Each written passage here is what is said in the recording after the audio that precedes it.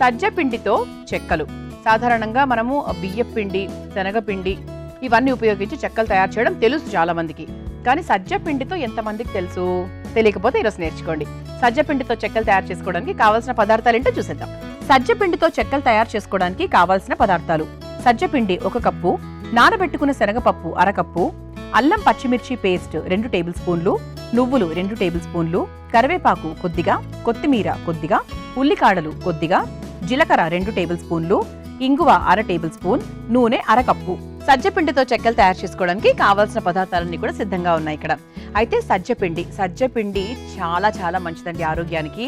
పెద్దవాళ్ళకైనా పిల్లలకైనా ఎవరికైనా మంచిది. ఎందుకు ఆరోగ్యానికి మంచిది అంటే, ఒకటి, పెద్దవాళ్లకు గుండె సమస్యలు ఉన్న వాళ్లకు సజ్జ పిండిని రెగ్యులర్గా, అంటే సజ్జ రొట్టెలు కానివ్వండి, సజ్జ పిండితో ఇలా చెక్కలు, సజ్జ పిండిని, సజ్జలను ఏదో ఒక రూపంలో ఎక్కువగా ఉపయోగించాలి. ఎందుకంటే కొలెస్ట్రాల్ తగ్గిస్తుంది, బీపీని నియంత్రిస్తుంది, అలాగే గుండె ఆరోగ్యానికి చాలా మేలు చేస్తుంది. అంతేకాకుండా ఇందులో మెగ్నీషియం ఎక్కువగా ఉంటుంది, పొటాషియం ఎక్కువగా ఉంటుంది, ఫైబర్ ఎక్కువగా ఉంటుంది, అమినో యాసిడ్స్ ఎక్కువగా ఉంటాయి. ఇలా ఇన్ని రకాల పౌష్టిక విలువలు ఉంటాయి. ఫైబర్ ఎక్కువగా ఉన్నప్పుడు ఆటోమేటిక్గా మనకి ఏంటంటే, మనకు ఆకలి ఎక్కువసేపు అవ్వదు, మనకి స్ట్రెంగ్త్ అనేది చాలా ఫాస్ట్గా వస్తుంది, తొందరగా డ్రాప్ అవ్వదు, అలాగే జీర్ణాశయానికి కూడా చాలా హెల్ప్ చేస్తూ ఉంటుంది అనమాట. చాలా చాలా మంచిది జీర్ణశక్తికి. సో ఇన్ని రకాల ఉపయోగాలు ఉన్నాయి కాబట్టి ఇక సజ్జ పిండిని ఈ రోజు వరకు మీరు ఎక్కువగా ఉపయోగించినట్లయితే కనుక ఖచ్చితంగా ఈ రోజు నుంచి ఏదో ఒక రూపంలో మొదలు పెట్టేసేయండి. మీకు గూగుల్ తల్లి ఉన్నప్పుడు సజ్జ పిండి గురించి, అలాగే సజ్జలకు సంబంధించి బోల్డ్ అన్ని రకాల వంటలు వస్తూ ఉంటాయి. హ్యాపీగా ట్రై చేసేయచ్చు. బట్ ఈ రోజు మాత్రం మన అమృతం కార్యక్రమం చూస్తూ సజ్జ పిండితో చెక్కలు మాత్రం నేర్చేసుకోండి. మొదలు పెట్టిద్దాం. అయితే దీనికోసం ముందుగా పచ్చిశనగపప్పును నేను నానబెట్టానండి. 1 గంట పాటు నానబెడితే సరిపోతుంది. మనం సర్వపిండి తయారు చేసుకునేటప్పుడు వేసుకుంటాం కదా పైనుంచి, ఆ రకంగా వేసుకోవడానికి అంతే. 1 గంట పాటు వేడి నీళ్ళలో నానబెట్టుకుంటే ఇంకా మంచిది, త్వరగా నానుతుంది. ఇక సజ్జపిండి తీసుకున్నాము, నువ్వులు, ఇవన్నీ కూడా సాధారణంగా మనం వేసుకునేవి.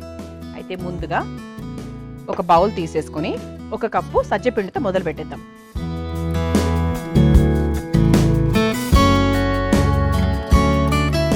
సజ్జపిండి ఇలా ఉంటుందంటే మనకు రాగి పిండి రంగులోనే ఉంటుంది ఇంచుమించుగా. సజ్జ రొట్టెలు చేసుకుంటాం కదా, అలా సజ్జ రొట్టెలు, జొన్న రొట్టెలు అలా 2 మిక్స్ చేసి కూడా చేసుకోవచ్చు. అందులో కాస్త గోధుమ పిండి వేసుకొని కూడా చేసుకోవచ్చు. చాలా మందికి రావు కదా, అలాంటప్పుడు కాస్త గోధుమ పిండి వేసుకున్నప్పుడు, ఇనీషియల్గా మీరు తయారు చేసుకుంటున్నప్పుడు మీకు రొట్టెలన్నీ కరెక్ట్గా వస్తాయి. అప్పుడు ఏంటంటే వాటి మీద ఇంట్రెస్ట్ పోతుంది కొంతమందికి. నాకు రాదు అంటూ ఉంటారు. కాస్త గోధుమ పిండి వేసుకోండి ఈ ఇనీషియల్ డేస్లో. మెల్లగా అలవాటు అయిన తర్వాత గోధుమ పిండి తీసేసి కేవలం సజ్జ పిండితోనే మనకి వీటితోనే చేసుకోవచ్చు. 1 కప్పు సజ్జపిండి తీసుకున్నాను. అందులో 1 స్పూను జీలకర్ర, 1 లేదా 1.5 స్పూను, మనకు పంటికి తగులుతూ ఉంటే బాగుంటుంది కదా. ఆ తర్వాత నువ్వులు. ఎప్పుడు చెప్తూ ఉంటాను, మనకు వంటింట్లో దొరికేటువంటి ఐటమ్స్లోనే మనకు కావాల్సిన విటమిన్స్, మినరల్స్ అన్నీ ఉంటాయి. 1 స్పూన్ నువ్వులు ప్రతిరోజు, లేదా రోజు మార్చి రోజు తీసుకుంటే ఏ ట్యాబ్లెట్లో లేనటువంటి కాల్షియం మనకు ఆ స్పూన్లో దొరుకుతుంది. ఎక్కువ కాల్షియం టాబ్లెట్స్ వేసుకున్నా కూడా కిడ్నీలో స్టోన్స్ ఏర్పడతాయి అంటూ ఉంటారు. బికాస్ కాల్షియం అనేది తొందరగా మనకు అది అబ్జార్బ్ అవ్వకపోతే అవి రాళ్లలాగా ఫామ్ అయిపోతాయట. దానివల్ల ఏంటంటే కిడ్నీ స్టోన్స్ వస్తూ ఉంటాయి. అందుకు కాల్షియం టాబ్లెట్స్ని ఎక్కువగా ఎక్కువగా సజెస్ట్ చేయరు బేసిక్గా. అంటే ప్రెగ్నెంట్ లేడీస్కి తప్ప. ఒక 1 మంత్ వేసుకొని ఆపమంటారు, అలా చేస్తూ ఉంటారు. సో అందుకే ఏంటి అంటే అవన్నీ ఎందుకంటే కష్టాలు. చక్కగా 1 స్పూన్ నువ్వులు తింటే మనకి ఎటువంటి ఇబ్బంది ఉండదు కదా. పిల్లలకు కూడా ఇవ్వండి. ఆ తర్వాత ఉల్లికాడలు వేసుకుందాం కొన్ని. ఆ తర్వాత సన్నగా తరుక్కున్న కరివేపాకు బాగుంటుంది చెక్కల్లో. ఇలా చక్కగా కరివేపాకు వస్తూ ఉంటే బాగుంటుంది కదా. ఆ తర్వాత కొత్తిమీర, ఆ తర్వాత ఇంగువ,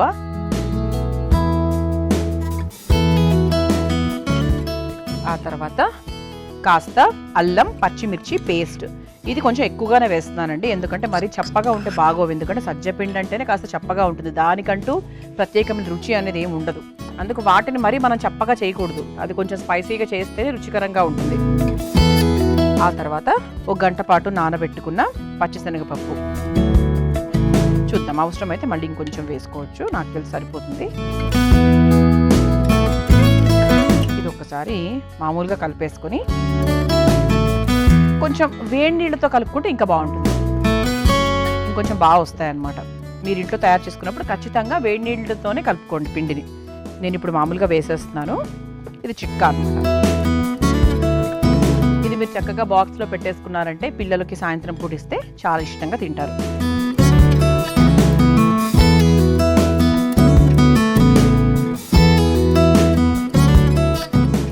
ఇది ఒకసారి కలిపేసుకుందాం. ముందుగా స్పూన్తోనే కలుపుతానండి ఫస్ట్. అంటే మన ఇంట్లో అయితే ఎడాపెడా ఎలాగైనా కలిపేసుకోవచ్చు.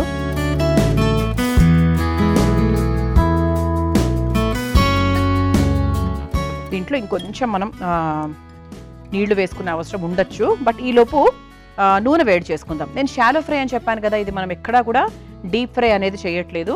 ముందుగా స్టవ్ వెలిగిస్తాను. మీకు ఎంత నూనె వేస్తున్నానో కూడా చెప్తాను. స్టవ్ వెలిగించేసుకుందాం.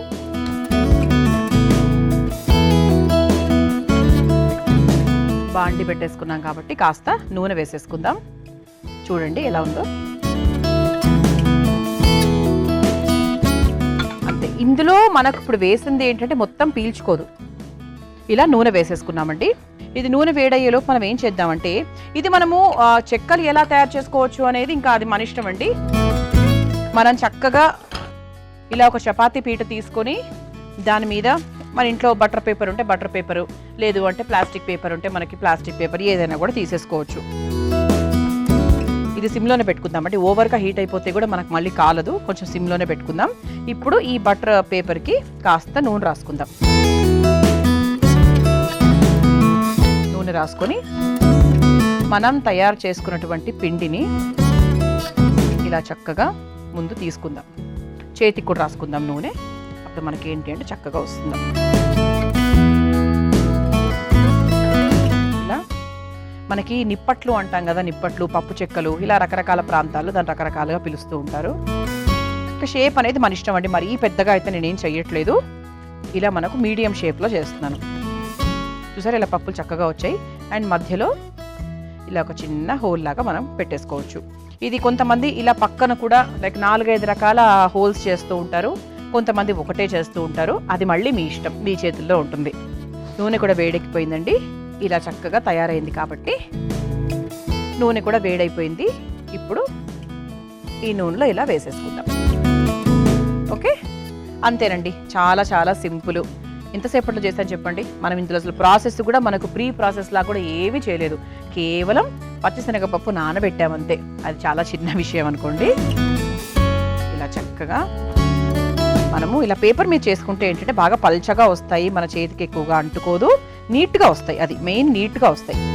అంటుకోవడం విషయం పక్కన పెట్టేస్తే, ఇది మన ఇంట్లో ముఖ్యంగా ఈ వర్షాకాలంలో అండి అసలు ఏం తినాలో కూడా అర్థం కాదు. సాయంత్రం అయ్యేటప్పటికి ఏంటో తినాలని మనసు కోరుకుంటూ ఉంటుంది. ఏం తినాలో అర్థం కాదు. అట్లా అని ఏడాపెడా అన్నీ తినడానికి మనసు ఒప్పుకోదు. అలాంటప్పుడు చక్కగా ఇలాంటివి రెడీగా మన డబ్బాల్లో ఉంటే తీసుకొని 1 కాదు 2 కాదు 3 తిన్నా కూడా అసలు టెన్షన్, బాధ అలాంటివి ఏమీ ఉండవు. లేకపోతే అమ్మో ఇది తినేసాను, అది తినేసాను అని మన మనసు మనల్ని చంపేస్తూ ఉంటుంది కదా. అది ఈ విధంగా మనం చక్కగా బటర్ పేపర్ మీద వేసుకుని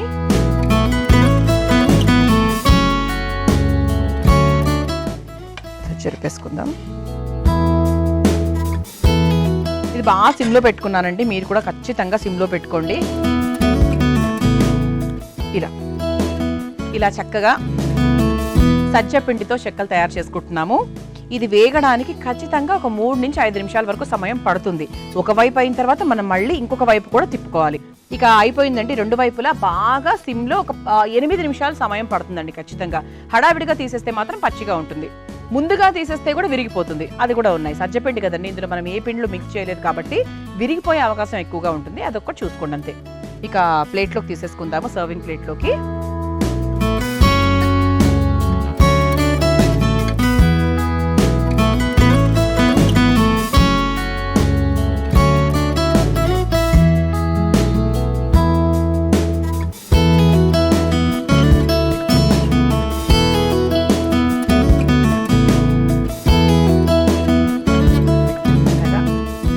చక్కగా కరకరలాడే సజ్జ పిండితో చెక్కలు రెడీ అయిపోయాయి. మీరు తయారు చేసుకోవాలనుకుంటే కావాల్సిన పదార్థాలు, తయారు చేసుకునే విధానం మరొకసారి చూసేయండి.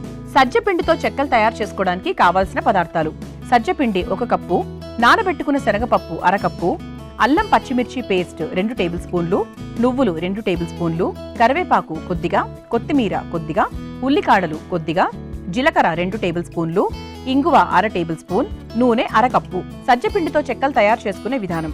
ముందుగా ఒక మిక్సింగ్ బౌల్లో సజ్జపిండి, కాస్త జీలకర్ర, నువ్వులు, ఉల్లికాడలు, తరిగిన కరివేపాకు, కొత్తిమీర, ఇంగువ, అల్లం పచ్చిమిర్చి పేస్ట్, నానబెట్టుకున్న శనగపప్పు వేసి కొంచెం నీళ్లు పోసి ముద్దలాగా కలుపుకోవాలి.